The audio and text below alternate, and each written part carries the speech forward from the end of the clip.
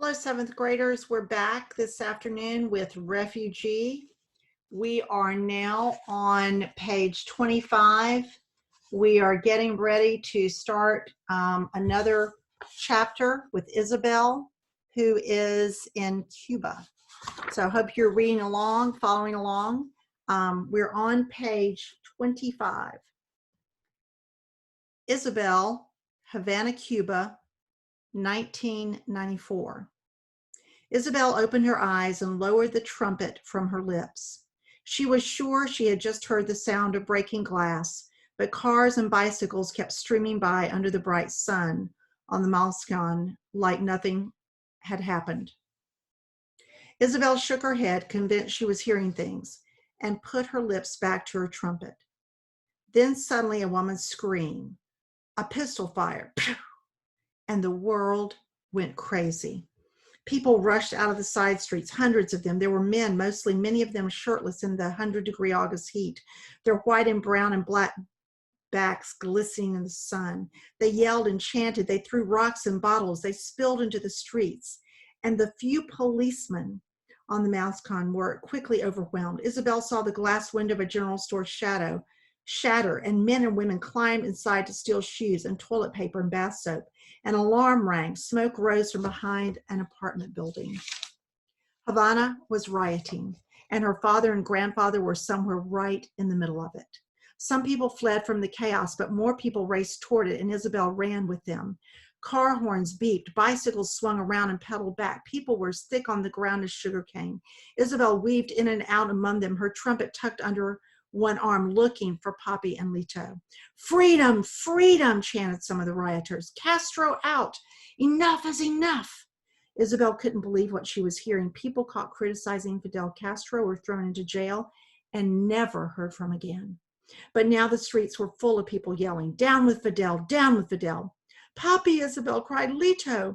Her grandfather's name was Mariano, but Isabel called him Lito, short for Abuelito, grandpa. Rifles boomed and Isabel ducked. More police were arriving by motorcycle and military truck, and the protest was turning bloody.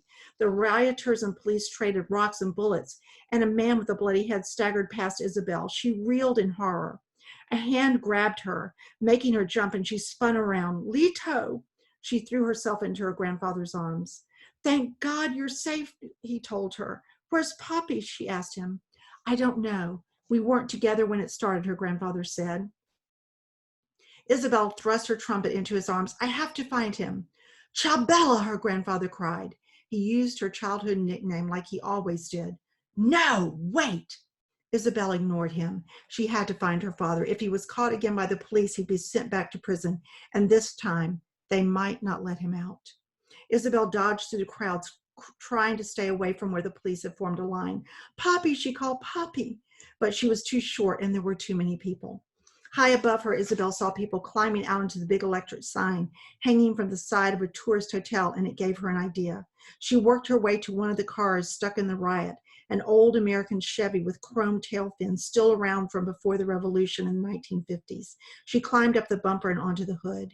The man behind the steering wheel honked his horn and took the cigar out of his mouth to yell at her. Chabela, her grandfather shouted when he saw her. Chabela, get down from there. Isabel ignored them both and turned this way and that, calling out for her father. There, she saw her Papi just as he reared back and threw a bottle that smashed into the line of police along the seawall. It was the last straw for the police. At a command from their leader, they pushed forward into the crowd, arresting rioters and hitting them with wooden batons. In all the turmoil, a policeman caught up with her father and grabbed him by the arm. No, Isabel cried. She leaped down off the hood of the car and pushed her way through the pandemonium. When she got to her Papi, he was balled up on the ground and the policeman was beating him with his nightstick. The policeman raised his truncheon to hit her father again, and Isabel jumped in between them. No, don't, please, she cried.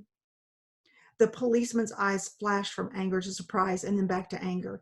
He reared back again to hit Isabel, and she flinched, but the blow never came. Another policeman had caught his arm. Isabel blinked. She recognized the new policeman. It was Luis Castillo, Ivan's older brother. What do you think you're doing? The older policeman barked. Louis didn't have time to answer. A whistle blew. The police were being summoned elsewhere. The angry cop yanked his arm free from Louis and pointed his nightstick at Poppy. I saw what you did, he said. I'll find you again. When all this is over, I'll find you and arrest you, and they'll send you away for good. Louis pulled the angry policeman away, pausing just long enough to give Isabel a worried look over his shoulder. Louis didn't have to say anything. As her grandfather arrived and helped Isabel get her father to his feet, she understood. Poppy had to leave Cuba tonight.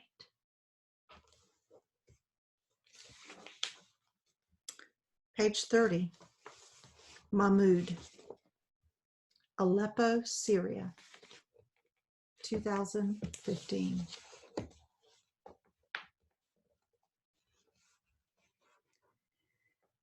The afternoon adhan from a nearby mosque echoed through the bombed-out streets of Aleppo. The melodious, ethereal voice of the muezzin praising Allah and calling everyone to prayer. Mahmoud had been doing his math homework at the kitchen table, but he automatically put his pencil down and went to the sink to wash up. The water wasn't working again, so he had to pour water over his hands using the plastic jugs his mother had hauled from the neighborhood well. Across the room, Walid sat like a zombie in front of the television, watching a Teenage Mutant Ninja Turtles cartoon dubbed into Syrian Arabic. Mahmoud's mother came out of the bedroom where she'd been folding clothes and turned off the TV. Time to pray, Walid, get washed up. Mahmoud's mother, Fatima Bashara, held her pink iPhone in one hand, and in her free arm she carried Mahmoud's baby sister, Hannah. Fatima had long, dark hair she wore up on her head and intense brown eyes. Today she was wearing her usual around-the-house attire, jeans and a pink nurse's shirt she used to wear to work. She quit the hospital when Hannah was born, but not before the war had begun. Not before coming home every day with horror stories about the people she'd helped put back together. Not soldiers, regular people.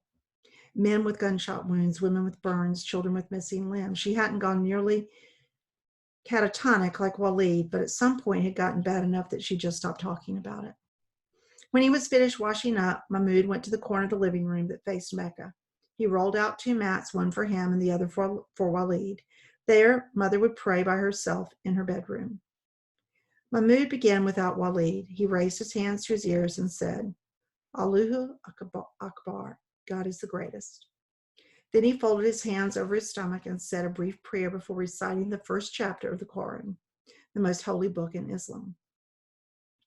He bowed and praised Allah again 3 times, stood and praised Allah again, then got down on his hands and knees and put his head to the floor, praising Allah 3 times more. When he was finished, Mahmoud sat back up on his knees and ended his prayers by turning his head right and then left, recognizing the angels who recorded his good and bad deeds. The whole prayer took Mahmoud about 7 minutes. While he'd been praying, Walid joined him. Mahmoud waited for his brother to finish, then rolled up their mats and went back to his homework. Walid went back to watching cartoons. Mahmoud was just starting a new equation when he heard a sound over the Teenage Mutant Ninja Turtles theme song, a roar like a hot wind rising outside. In the second it took for the sound to grow from a breeze to a tornado, Mahmoud dropped his pencil, put his hands to his ears, and threw himself under the kitchen table. By now he knew what was an incoming missile sounded like. Shh!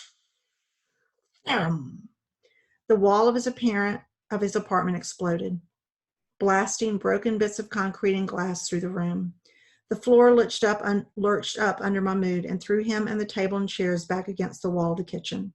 The world was a whirlwind of bricks and broken dishes and table legs and heat, and Mahmoud slammed into a cabinet.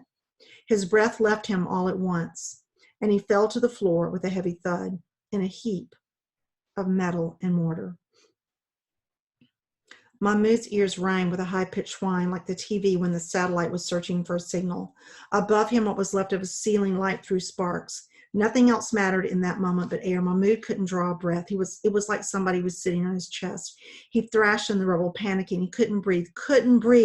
He flailed wildly at the debris, digging and scratching at the wreckage like he could somehow claw his way back to a place where there was air. And then his lungs were working again, raking in great gulps. The air was full of dust, and it scratched and tore at his throat as it went down, but Mahmoud had never tasted anything so sweet. His ears still rang, but through the buzz, he could hear more thuds and booms. It wasn't just his building that had been hit, he realized. It was his whole neighborhood. Mahmoud's head was hot and wet. He put a hand to it and came away with blood. His shoulder ached and his chest still seared with every hard, desperate breath. But the only thing that mattered now was getting to his mother, his sister, his brother.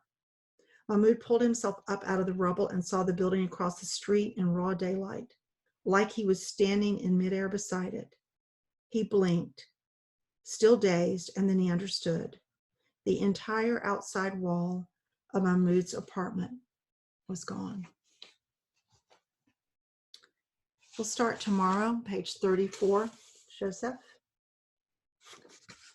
I hope you're reading along, and if you haven't been, I hope you go back and catch up. Today we read pages 25 to 33. See you tomorrow, and thank you.